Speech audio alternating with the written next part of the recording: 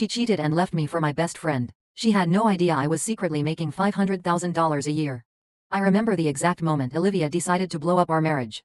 She was sitting at the kitchen table, scrolling through her phone like she didn't have a care in the world. I had just walked in from work, ready to drop my bag and unwind, when she looked up and casually said, "Marcus, I want a divorce." No preamble, no softening the blow. Just a blunt, heartless statement delivered as if she were commenting on the weather. I froze for a second, unsure if I'd heard her correctly. "Excuse me?" I asked, my voice calm despite the storm brewing inside me. "I said I want a divorce," she repeated, with a tone that suggested I was somehow too slow to comprehend the first time.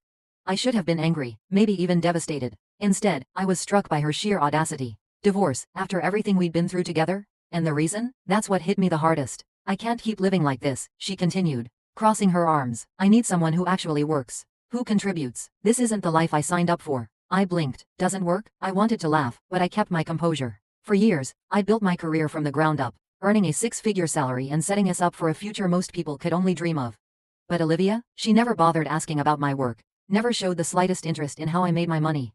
I guess she thought I was just coasting along, barely getting by. I leaned against the counter, studying her. She seemed so sure of herself, so confident that she was making the right decision.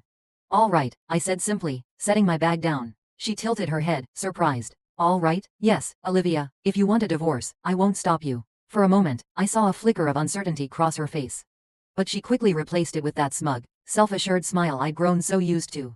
"Good, because I've already spoken to a lawyer. You'll need to move out by the end of the month. Move out of my house." The nerve of this woman was almost comical, but I didn't argue. If she wanted me gone, I'd leave, for now. "Fair enough," I replied, turning to head upstairs. I could feel her eyes on me, waiting for me to explode, to beg, to argue, but I gave her nothing.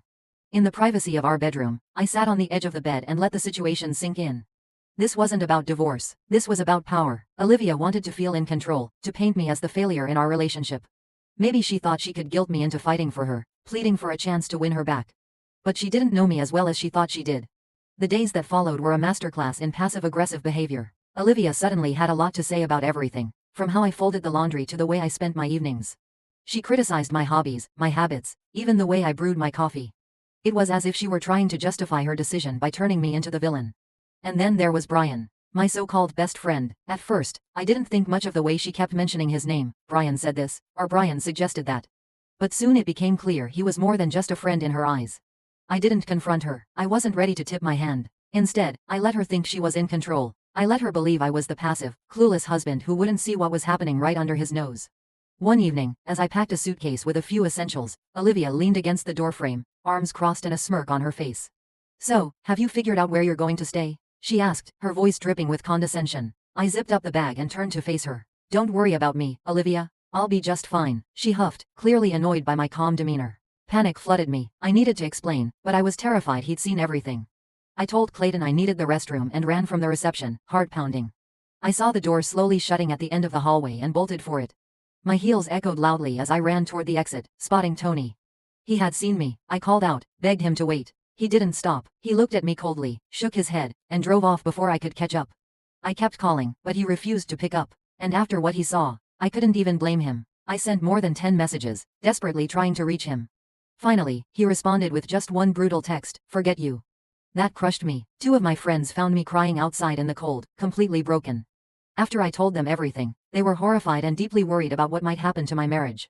They knew Tony well and understood he wasn't the kind of man to let betrayal go unpunished. The next morning at 10 a.m. in Nashville, I began packing my belongings. I sat at the kitchen table, slowly sipping my final cup of coffee in what used to be our home. I was overwhelmed with grief and anger. After finishing, I left the empty mug in the sink and scribbled a note. It simply told her not to call me, that we'd speak when the divorce papers were ready. I didn't even sign my name. I just placed my wedding ring on top of the note, a quiet but clear end to everything. I opened my laptop, divided our funds, and deleted our shared credit card after settling the balance. From now on, she was on her own. If she chose to fight the divorce, she'd have to shoulder all the bills herself. I knew she couldn't manage the mortgage and utilities on her own. Still, with the house in high demand, it would sell quickly. If she agreed to the terms, we could end this wreck of a marriage swiftly, and she could run back to her beloved Clayton. I drove away from what was once my sanctuary into an uncertain, dark new. Good, because Brian and I are planning a dinner party here next weekend. It would be awkward if you were still hanging around. A dinner party, in my house, with my best friend. The gall was almost impressive. "Don't worry," I said, shouldering the bag. "I'll be gone long before then." As I walked past her, I caught a glimpse of her smug smile. She thought she'd won. She thought I was slinking away in defeat. But what Olivia didn't realize was that she had just handed me the match to light the fuse. If she wanted to burn everything down, I was going to let her, and then I'd watch as the flames consumed her and Brian both. Sometimes, the best revenge isn't shouting or fighting. It's silence. It's patience. It's letting the other person dig their own grave while you quietly prepare to bury them in it. And trust me, I was just getting started. Betrayal is an insidious thing. It doesn't announce itself with fanfare or fireworks. No, it sneaks in quietly, disguised as casual conversations and harmless gestures. Until one day you wake up and realize everything you thought was solid has been chipped away. Olivia's request for a divorce was the first crack. What followed was the steady crumble of everything I thought I knew about her, and Brian. Yes, Brian, my best friend, or at least, the man who had once held that title. For years, I should have seen it coming, but hindsight is a cruel companion. At first, it was subtle. Olivia started mentioning Brian's name more often than usual. Brian said this. Or Brian recommended that. She'd say casually over dinner. I'd nod, not thinking much of it. After all, he was a close friend to both of us. But as the weeks went on, his name slipped into our conversations more frequently and with a certain warmth that made my stomach twist. The first real red flag came on a Saturday afternoon. Olivia had just come back from one of her lunches with Brian. She was laughing, her cheeks flushed in a way I hadn't seen in years. When I asked what was so funny, she waved me off with a dismissive, "Oh, it's just something Brian said." You wouldn't get it, I wouldn't get it. Since when had I been on the outside of our marriage looking in? The answer, I realized, was far earlier than I'd cared to admit. I started noticing more. The texts she'd type with a sly smile and quickly lock her phone. The way she'd suddenly dress up more whenever she had plans with Brian. The excuses about how they were just friends, or how I was overthinking things. Overthinking. That's the favorite word of every guilty person trying to shift the blame. I still didn't confront her though. What would have been the point? She'd only deny it, spin the narrative to make me look like the paranoid husband who couldn't handle her having male friends. So, I let her think I was blind, too preoccupied with my own life to notice hers unraveling. The real blow came when Brian showed up at my house uninvited. I was in the middle of packing, fitting my life into suitcases as Olivia had so graciously requested. When I heard the doorbell, opening it, I was met with Brian's ever-confident grin. He strolled in without waiting for an invitation. "Marcus, my man," he said like we were still the closest of friends. "How's it going?" I stared at him, every ounce of patience in my body strained to its limits. "What do you want, Brian?" I asked, keeping my voice even. He leaned against the wall, all nonchalance and charm. "Just checking in. Olivia told me you were moving out, and I thought I'd see if you needed any help." Help? From the man who was quite literally moving into my life? The audacity was almost impressive. "I've got it handled," I replied curtly, turning back to my packing. Brian lingered, and when I glanced over, I could see the wheels turning in his head. He wasn't just here to check in. He was here to rub it in, to stake his claim. "Listen," he said, his voice taking on a tone he probably thought sounded sincere. "I know this must be hard for you, but things happen, you know? Life's unpredictable. Things happen," I echoed, turning to face him fully. I took a slow step closer, forcing him to meet my eyes. "Yeah, Brian, things do happen, and sometimes they come back to bite you." For the first time, he faltered. The confident smirk wavered, replaced by something almost resembling uncertainty. I didn't wait for him to recover. I turned back to my suitcase, effectively dismissing him. "You've always been a cool guy, Marcus," he said awkwardly, retreating toward the door. "No hard feelings, right?" I didn't respond. Silence is a powerful thing, especially when someone is desperate for a reaction. Brian left without another word, and as his car disappeared down the street, I let out a breath I hadn't realized I'd been holding. That night, as I lay in the bed that would soon no longer be mine, I replayed the events of the past few months. The missed signals, the lies, the betrayal. I could have been angry, could have confronted them both and demanded answers. But what would that accomplish? They'd already written me off as irrelevant, a footnote in their story. What they didn't realize, though, was that I wasn't the passive, clueless husband they thought I was. I had been paying attention, taking mental notes, and carefully planning my next steps. If Olivia and Brian thought they could waltz off into the sunset together without consequences, they were in for a rude awakening. Because betrayal doesn't end when the truth comes out. No, that's when the real game begins. And as far as I was concerned, this was a game I was fully prepared to win. Divorce. It's such a small word for something so messy. It implies finality, a simple end to a complicated story. But when Olivia and I walked into that courtroom, I realized this wasn't an ending for her. It was a victory lap, a celebration of what she thought was her upgrade. She came dressed to impress in a tailored dress that screamed sophistication and with a confident smile that made my stomach churn. And there, not too far behind her, was Brian, lurking like a shadow. He didn't come into the courtroom, of course, he wouldn't dare. But the fact that he was there at all said everything I needed to know. Olivia wasn't just divorcing me, she was flaunting her betrayal as if it were a badge of honor. "Marcus, let's not drag this out," she said when we sat down across from each other at the negotiation table. "I don't want this to be harder than it needs to be." Harder than it needs to be. The irony wasn't lost on me. She had already made it hard, stomping on years of marriage like it was a worn-out rug she couldn't wait to replace. I don't plan to, I said. For years, I should have seen it coming, but hindsight is a cruel companion. At first, it was subtle. Olivia started mentioning Brian's name more often than usual. Brian said this or Brian recommended that, she'd say casually over dinner. I'd nod, not thinking much of it. After all, he was a close friend to both of us. But as the weeks went on, his name slipped into our conversations more frequently and with a certain warmth that made my stomach twist. The first real red flag came on a Saturday afternoon. Olivia had just returned from one of her lunches with Brian. She was laughing, her cheeks flushed in a way I hadn't seen in years. When I asked what was so funny, she waved me off with a dismissive, "Oh, it's just something Brian said."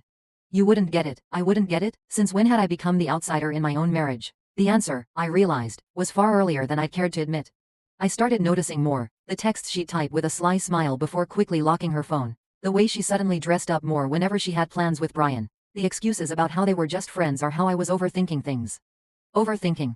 That's the favorite word of every guilty person trying to shift the blame. Still, I didn't confront her. What would have been the point? She'd only deny it, spin the narrative to make me look like the paranoid husband who couldn't handle his wife having male friends. So, I let her think I was blind, too preoccupied with my own life to notice hers unraveling. The real blow came when Brian showed up at my house uninvited. I was in the middle of packing, fitting my life into suitcases as Olivia had so graciously requested, when I heard the doorbell. Opening it, I was met with Brian's ever-confident grin. He strolled in without waiting for an invitation. "Marcus, my man," he said like we were still the closest of friends. "How's it going?" I stared at him, every ounce of patience in my body strained to its limits. "What do you want, Brian?" I asked, keeping my voice even. He leaned against the wall, all nonchalance and charm. "Just checking in. Olivia told me you were moving out, and I thought I'd see if you needed any help." Help, from the man who was quite literally moving into my life. The audacity was almost impressive. "I've got it handled," I replied curtly, turning back to my packing. Brian lingered, and when I glanced over, I could see the wheels turning in his head. He wasn't just here to check in. He was here to rub it in, to stake his claim. "Listen," he said, his voice taking on a tone he probably thought sounded sincere. "I know this must be hard for you, but things happen, you know? Life's unpredictable. Things happen," I echoed, turning to face him fully. I took a slow step closer, forcing him to meet my eyes.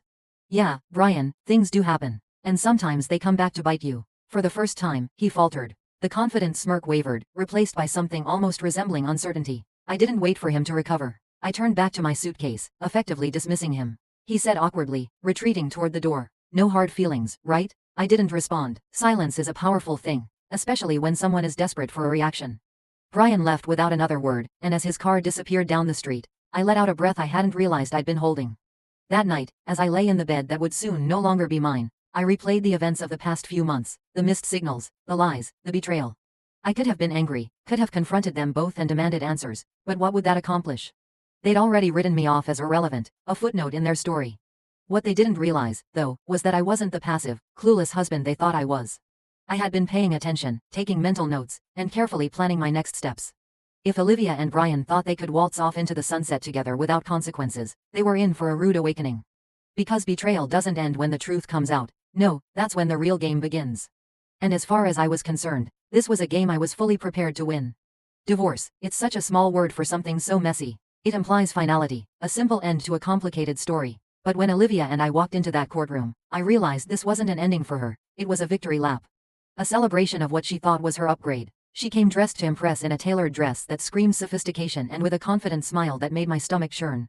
And there, not too far behind her, was Brian, lurking like a shadow. He didn't come into the courtroom. Of course, he wouldn't dare, but the fact that he was even there at all said everything I needed to know. Olivia wasn't just divorcing me, she was flaunting her betrayal as if it were a badge of honor.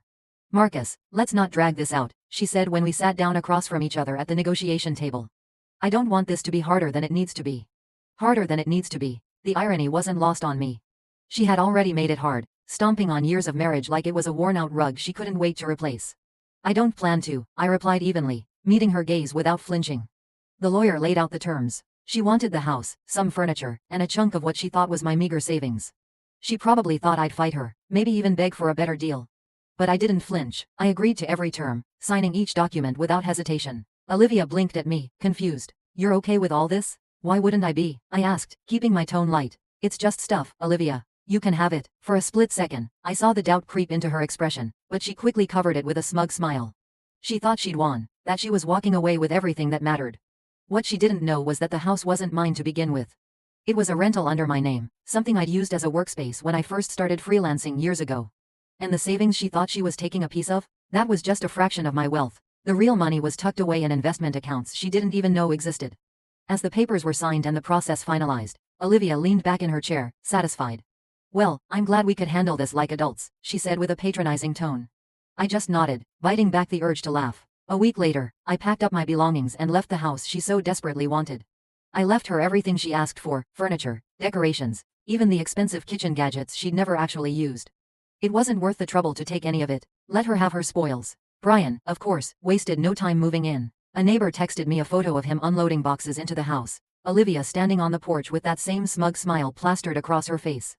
They probably thought they were building their perfect little life together, completely unaware of the storm brewing just beyond their view.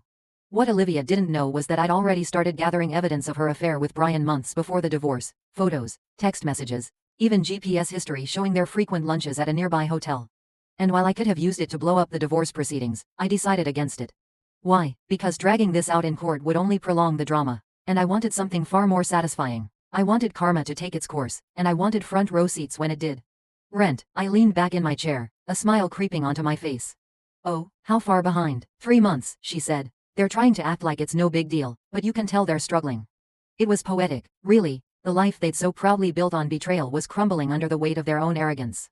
Meanwhile, I focused on my own life. My income had grown exponentially since the divorce, and I was busier than ever with new projects and opportunities. I poured myself into my work, building something real and lasting, while Olivia and Brian stumbled through their hollow relationship. Then, out of the blue, Olivia reached out. She sent me a text one evening, pretending to be friendly. "Hi Marcus, I hope you're doing well. Just wanted to check in and see how things are going for you." I stared at the message for a moment, debating whether to respond.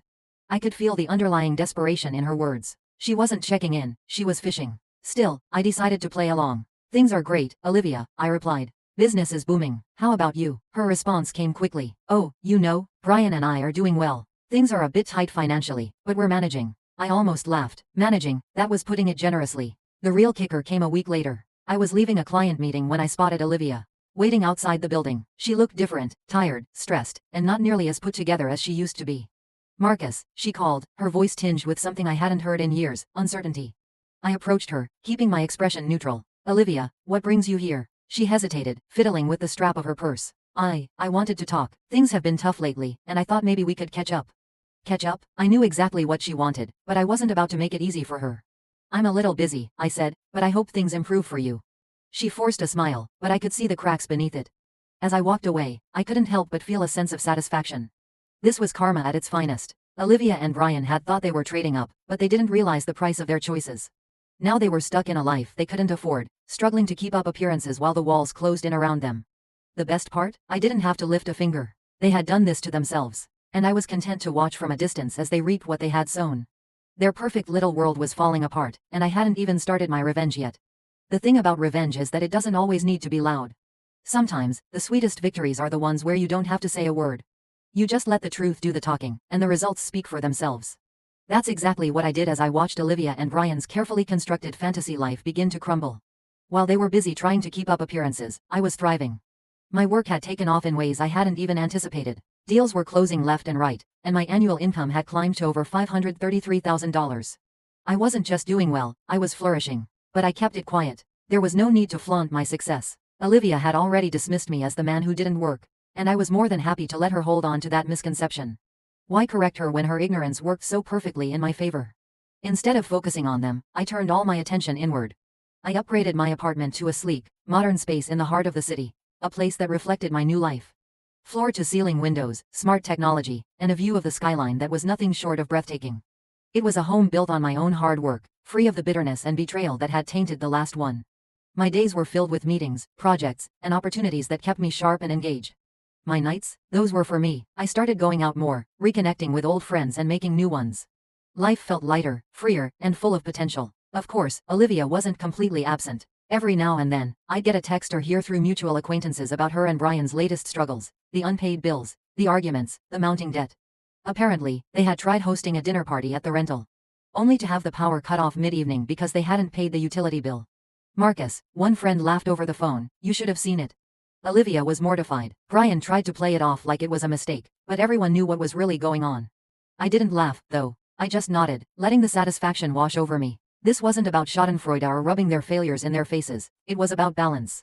They had tipped the scales with their betrayal, and now life was evening things out. One day, I ran into Brian at a coffee shop. He looked haggard, his once polished appearance replaced by something far more disheveled. He didn't see me at first, so I had a moment to observe.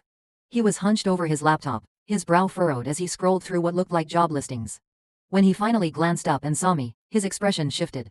There was no smugness, no bravado, just a flicker of embarrassment. "Marcus," he said, standing awkwardly. "Brian," I replied coolly. "How's it going?" He hesitated, his eyes darting around as if searching for an escape. "Good, just busy with work and all that." "Work, huh?" I raised an eyebrow. "That's good to hear." He laughed nervously, but it didn't reach his eyes. "Yeah, keeping busy, you know how it is." I just nodded, letting the silence stretch between us. He shifted uncomfortably before muttering something about needing to get back to his tasks and hurriedly excusing himself.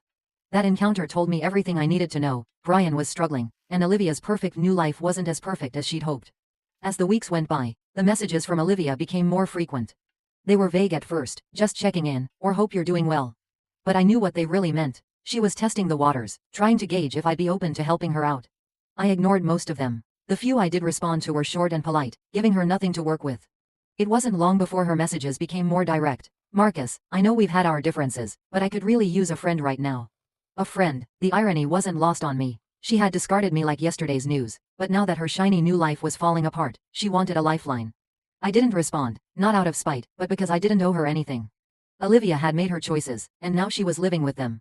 My silence spoke volumes, while she and Brian scrambled to keep their heads above water. I was soaring, opportunities kept coming, my investments were thriving, and my life was filled with peace and purpose. I didn't need to confront Olivia or Brian. I didn't need to shout, accuse, or demand apologies. My success, my happiness, that was my revenge. And the best part? They knew it. They saw it in every ignored message, every passing rumor about my success, and every encounter where I walked away with my head held high while they scrambled to pick up the pieces. This wasn't just about getting even. It was about proving to myself that I could rise above it all, and I had. Quietly, confidently, completely, the downfall of Olivia and Brian wasn't an explosion. It was a slow, crumbling mess of their own making. I watched it unfold from a distance, hearing bits and pieces from mutual acquaintances and seeing the occasional post on social media. Each new update painted a clearer picture. They were drowning in their own hubris, and the water was rising fast.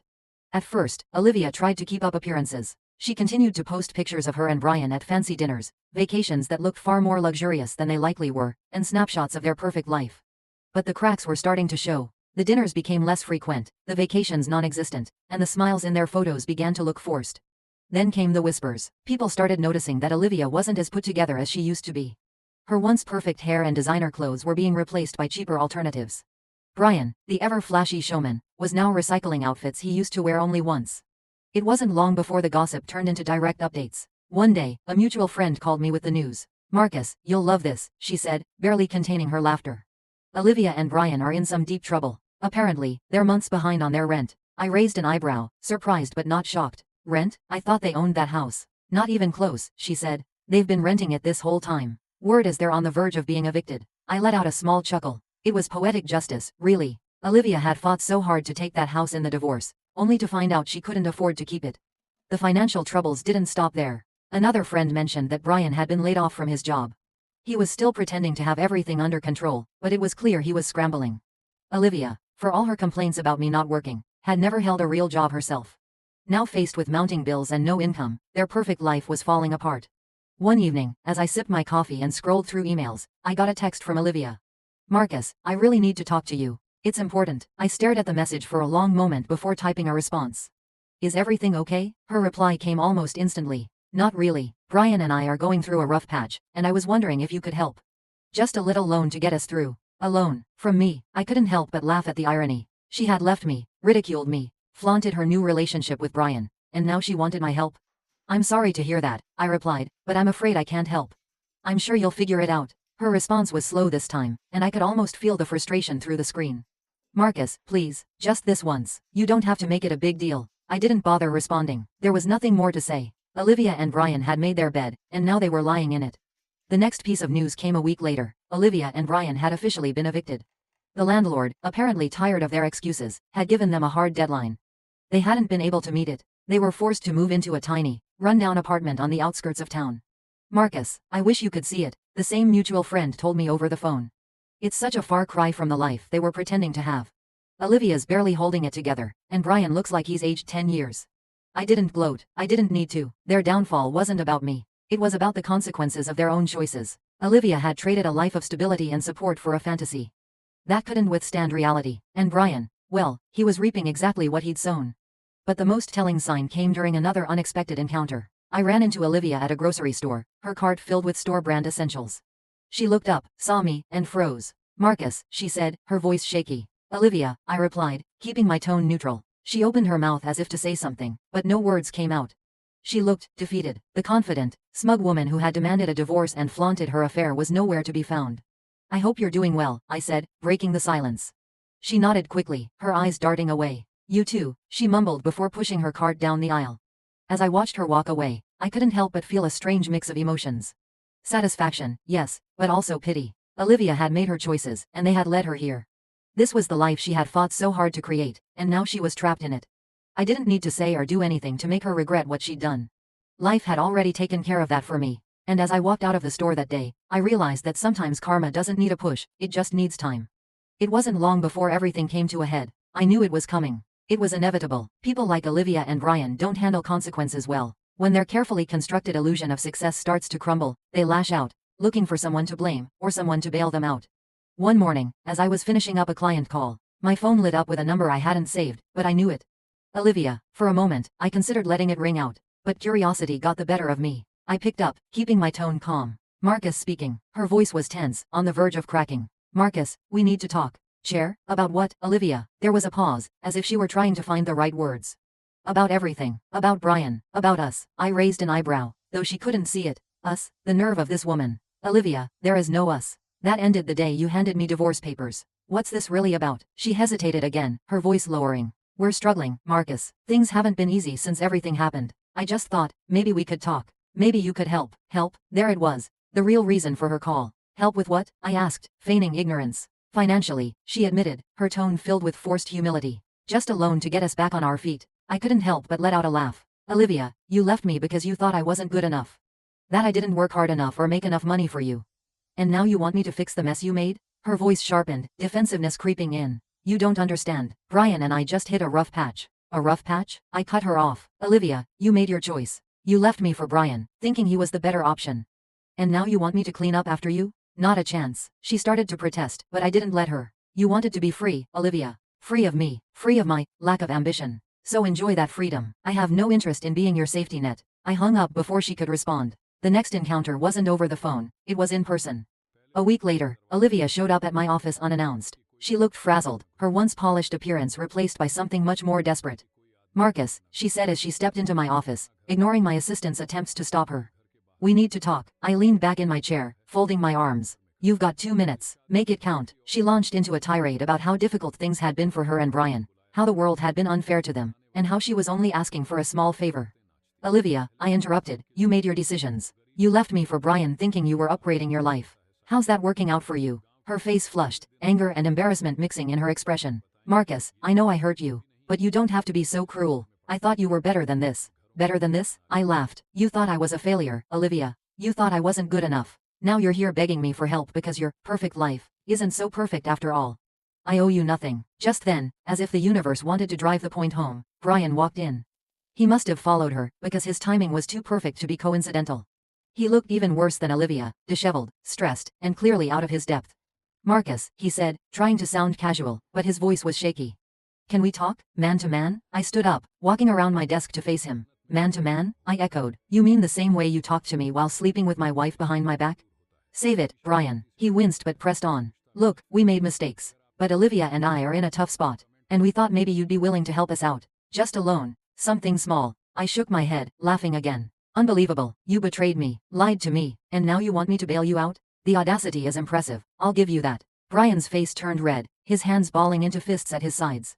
You don't have to be a jerk about it, Marcus. I stepped closer, my voice low but firm. I don't owe you anything, Brian. You made your bed, now lie in it. Olivia reached out, her voice pleading. Please, Marcus, we're desperate. I turned to her, my voice calm but cold. Desperation doesn't erase betrayal, Olivia. You both made your choices, and now you're living with them. This conversation is over. Without another word, I walked to the door and opened it, gesturing for them to leave. They stood there for a moment, stunned, before shuffling out, their heads hanging low. As the door closed behind them, I felt a sense of closure. They had thought they could manipulate me, guilt me into helping them. But I was no longer the man they thought they knew. This wasn't just about revenge. This was about standing tall, knowing my worth, and refusing to let the people who betrayed me pull me down. And as I sat back at my desk, I couldn't help but smile. They thought they'd broken me. Instead, they'd set me free. The beauty of betrayal is that it has a way of turning on itself. Brian and Olivia thought they could escape the mess they created by sticking together. But the cracks in their relationship began to grow into full-blown fractures. It was almost poetic to watch them unravel under the weight of their own decisions. The first sign came from a mutual acquaintance, Carla, who always seemed to have her ear to the ground. She called me one afternoon, her voice practically dripping with gossip. "Marcus, you're not going to believe this," she began. "What now, Carla?" I replied, already amused by her dramatic tone. "It seems Brian has been, how should I put this, seeing someone else." I laughed, a genuine belly laugh that I hadn't experienced in a while. "Seeing someone else? Are you serious?" "Dead serious," she said. Apparently Olivia caught him texting another woman. Some young thing from his new job, if you can believe it. I shook my head. The irony was so thick I could taste it. Brian, the man who had betrayed me with Olivia, was now betraying her in the exact same way. Karma didn't just catch up with them. It ran them over. The fallout was swift. Olivia, who had always been so smug and self-assured, was now the one blindsided. From what I heard, she confronted Brian in a spectacularly public fashion, screaming at him in the middle of a cafe. He tried to brush it off, Carla continued, relishing every detail. Said it wasn't a big deal, and Olivia completely lost it. She threw her coffee at him. I could almost picture it, Olivia, who had once gloated about leaving me for a better man, now reduced to throwing lattes in public. But it didn't stop there. The woman Brian had been texting wasn't just a random fling. She was someone he had met at his new job. And she was everything Olivia wasn't, young, carefree, and completely uninterested in settling down. Brian, being the impulsive idiot he was, had convinced himself she was worth risking everything for. Olivia, of course, didn't take the betrayal quietly. She demanded answers, demanded Brian fix the mess he'd created. But Brian was Brian, and fixing things was never his strong suit. Instead, he doubled down, blamed Olivia for their financial troubles, accused her of being too demanding. Their arguments became the talk of the town. Neighbors reported hearing shouting matches late into the night. More than one friend told me about awkward encounters where Olivia would burst into tears mid-conversation. At one point, Brian moved out, leaving Olivia in their dingy apartment with no way to pay the rent. She called me again during this time, her voice shaking with anger and desperation. "Marcus," she started, not bothering with pleasantries. "You were right about Brian. He's a liar and a cheat. I can't believe I trusted him." I leaned back in my chair, letting her rant. I could have offered her sympathy or said something conciliatory. But where was the fun in that? "Olivia," I said after she paused for breath, "you made your choice. You chose Brian over me, thinking he was the better man. How's that working out for you?" She was silent for a moment, and I could hear her breathing hard on the other end of the line. Finally, she muttered, "I don't need your lectures, Marcus. I need your help." "No," I replied firmly. "What you need is to learn to live with it. Live with the consequences of your decisions." She hung up on me after that. From what I gathered later, Brian didn't come back. He moved in with his new girlfriend, who eventually realized he was just as unreliable as Olivia had. Last I heard, he was couch surfing, unable to hold down a job or a relationship. Olivia, on the other hand, was left to pick up the pieces of her shattered life. She had no job, no savings, and no one left to turn to. Her family had distanced themselves, tired of her constant drama, and even her friends had started to drift away. The very life she had fought so hard to build with Brian had turned to ash. And me? I didn't have to lift a finger. Karma had done all the work for me. There's a certain satisfaction in knowing that people like Olivia and Brian inevitably destroy themselves. They think they're clever, think they can manipulate and betray their way into happiness. But life has a way of humbling them, and while they were busy tearing each other apart, I was thriving. My work was flourishing, my life was peaceful, and my future was brighter than ever. They say the best revenge is living well, and by that measure, I had won. The funny thing about hitting rock bottom when you're the one betrayed, humiliated, and discarded, is that you find out just how resilient you really are. For me, the divorce wasn't the end. It was the beginning, a fresh start disguised as devastation. Olivia and Brian had burned the bridge behind them, but I was already building a better one ahead. After the divorce, I made one promise to myself: I wouldn't let their betrayal define me. I would rise above it, not just for the sake of revenge, but for the sake of my own peace. And that's exactly what I did. The first step was investing in myself. I upgraded my apartment to a sleek penthouse in the heart of the city, floor-to-ceiling windows, minimalist furniture, and a view that reminded me every day how far I'd come. It wasn't just a place to live, it was a statement, a symbol of my new life. My career, already stable, began to flourish in ways I hadn't imagined. Freed from the stress of Olivia's constant criticisms and Brian's backstabbing, I threw myself into my work. With renewed focus, clients noticed, new contracts poured in, my annual income skyrocketed, hitting $513,000 and climbing. And then came the unexpected opportunities. My expertise and reputation in the field led to speaking engagements, partnerships, and investment offers. Every success felt like a quiet victory, a reminder that I was more than the man Olivia had underestimated. Socially, I began to rebuild as well. Old friends who had drifted away over the years reconnected. New friends entered my life. People who appreciated me for who I was, not for what they could gain from me. I started attending events, networking with like-minded individuals, even taking the occasional weekend trip just for fun. But the most significant change was internal. I learned to value myself in ways I never had before. For years, I had poured so much energy into keeping Olivia happy, trying to meet her impossible standards, that I had lost sight of my own worth.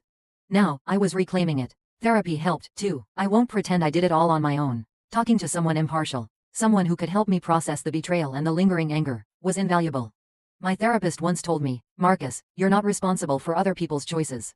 You're only responsible for how you respond to them." Those words became my mantra. And then, there was my creative side. I'd always dabbled in writing and photography, but now I had the time and energy to take it seriously. I started a blog, part personal journal, part professional insights, that quickly gained traction. People resonated with my story of rebuilding, of turning pain into progress. Every now and then, I'd hear whispers about Olivia and Brian. Their downward spiral had become something of a cautionary tale among our old circle of friends. The latest updates were always the same: more debt, more drama, and more regret. "Marcus," a mutual friend once said over coffee, "I don't know how you're so calm about all this. If I were in your shoes, I'd be furious." I shrugged. What's the point? They're living their karma. I don't need to add to it. And it was true. Watching them flounder while I thrived wasn't just satisfying, it was liberating. I didn't need to chase revenge or wallow in resentment. I was too busy living well. Still, there were moments of reflection. Late at night, staring out at the city lights from my penthouse, I'd think about everything I'd been through, the betrayal, the heartbreak, the anger. It hadn't been easy to move past, but I had done it. And in the process, I discovered a version of myself I didn't even know existed, stronger, wiser, more confident. Life didn't stop throwing challenges my way, of course. It never does, but I faced each one with a clarity and resilience I never would have had before. Losing Olivia and Brian was painful, but in hindsight, it was the best thing that ever happened to me. They hadn't just left, they'd freed me. Now, every day feels like a step forward. I'm not just surviving, I'm thriving. And the best part? I don't need anyone's validation to prove it. I've built a life I'm proud of, surrounded by people who value me, filled with opportunities that excite me. My world is brighter, bigger, and better than anything Olivia and Brian could have imagined. And as far as I'm concerned, the chapter with them is closed. This is my story now, and I'm writing it exactly the way I want. They thought they'd broken me, but what they really did was set me free. And now, while they drown in the mess they made, I'm living the life they never believed I could.